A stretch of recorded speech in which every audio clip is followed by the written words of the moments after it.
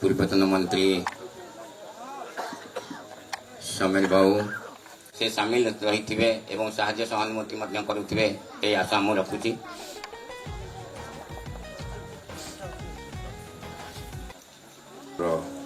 जड़े मुरबी मोर अन्यतम राजनैतिक मार्गदर्शक कहले कार्य आरंभ अत्युक्ति हम ना देवेंद्र साहू महोदय, पूर्वतन पंचायत समिति अध्यक्ष, जिला परिषद सभ्य प्रदीप खटे महोदय,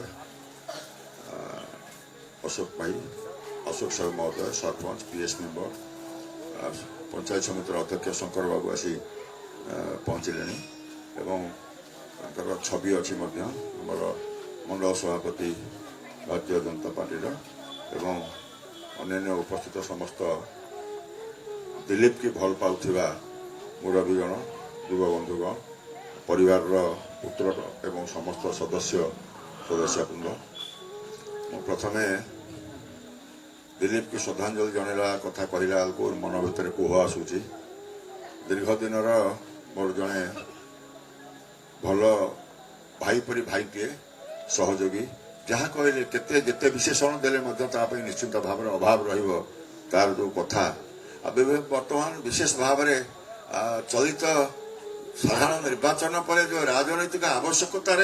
तार अनुपस्थिति निश्चित भाव में चौरपदा पंचायत व्यक्तिगत भाव में मोर जो क्षति है ये क्षति की मत कहीं भरणा करें ना यहीपरि जड़े बड़ बंधु भाई भाई थे एवं अत्यंत स्नेही अत्यंत दृढ़ मना को कथार तार कथा नहीं क्या माने को कथार गोटे तार ता मन को जोटा पाई ठीक बोली से क्या कथार गोटे दबिजीव तर्क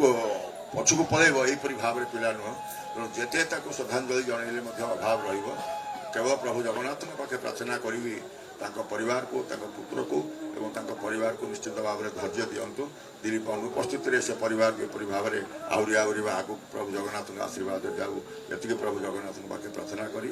तार निश्चित भाव में दिलीप सबुदिन अमर रही आशा रखी मो मोर वक्तव्य सांग करुच्ची। दिलीप अमर रहे, दिलीप अमर रहे, दिलीप अमर रहे। मोर अन्य एक कार्यक्रम 4 छकरे मेंचे लोक ठिया होती माने ठंडा दिन तेणु आपण मान क्षमा प्रार्थना कर विदाय नौ सभापति को परमिशन माइक मुझे धन्यवाद।